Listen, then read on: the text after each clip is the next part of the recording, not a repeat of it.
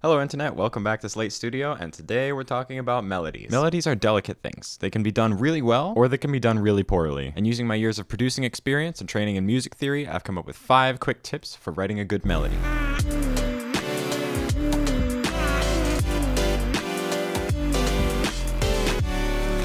Number 1, have a repeating main idea. This may seem like a duh moment. Like, yeah, that's what makes Gucci Gang so good. Gucci gang, Gucci gang, Gucci gang, Gucci. But having a repeating main idea is what makes a song memorable. Ed Sheeran's Shape of You. Where Are You Now? Songs like that. In music theory, this is called a motif. And the definition of a motif that we want to focus on is a brief, melodic, or rhythmic formula out of which longer passages are developed. That's what we want to do. It's essentially a rhythmic hook or a melodic hook. When you're writing a longer phrase, you can move the motif up or down, and if you play them in succession, then it's called a sequence. The definition of a sequence is the restatement of a motif or longer melodic passage at a higher or lower pitch in the same voice, commonly found in classical 18th and 19th century music. Right, so this guy, insert Beethoven's Fifth. Long story short, if you want to write a catchy song, you have to have a motif. It can be melodic, or it can be rhythmic, or both. You can have both. Number 2. Okay, so I think this is a mixture between 2 points, but I think they go together pretty well.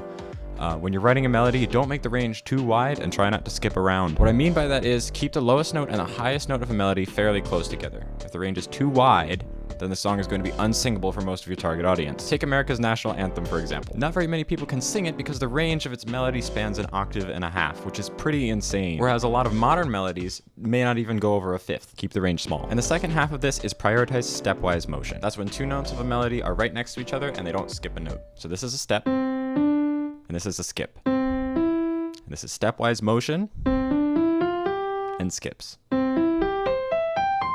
I found that having too many skips in a melody can make it sound kind of random or less catchy, so whenever possible, prioritize stepwise motion.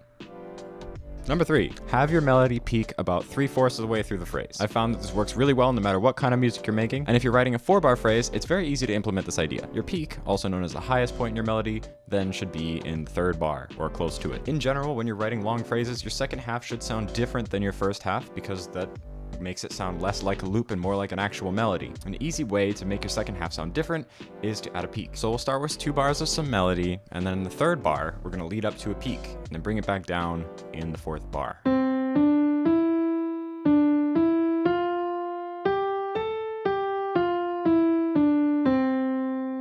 This is a really simple formula, but I think it works really well, and it makes your melodies sound like a more complete, finished phrase. Number 4, tell a story. How do you want your listener to feel when they listen to your music? That's a question you have to ask. Maybe it's upbeat, maybe it's relaxed, but you have to decide that and plan your melody accordingly. A funky, syncopated rhythm is going to sound, by nature, more upbeat and groovy, whereas a slow, simple melody is more likely to be calming and relaxing. This one's a little bit more subjective, and if you have lyrics already, that helps a lot with telling a story. But go into your songwriting with the idea that you're telling a story, and that'll help a lot. Number 5, kind of going along with the last point, a story has dialogue. You can do the same thing in music with question and answer phrases. Hans Zimmer, I think, actually explains this very well in his masterclass ad, so I'm just going to pop that in right here. In music, you're basically having a conversation. There's a question, there's an answer. Ooh. It's a bit of a dodgy question here. I can tell you everything you need to know in one word. Story. All we're doing, set designer, actor, writer, composer, we try to create worlds. Sherlock, it's a score anybody could do. One microphone on a laptop. Ideas are not limited by budget. The creative process takes place in your head. That's exactly how you should do it. Honestly, melody writing is a huge metaphor, so go tell your story. That's all I have for you guys today. Thank you so much for watching this episode. Subscribe for more, and my Patreon is in the description below. See you next time.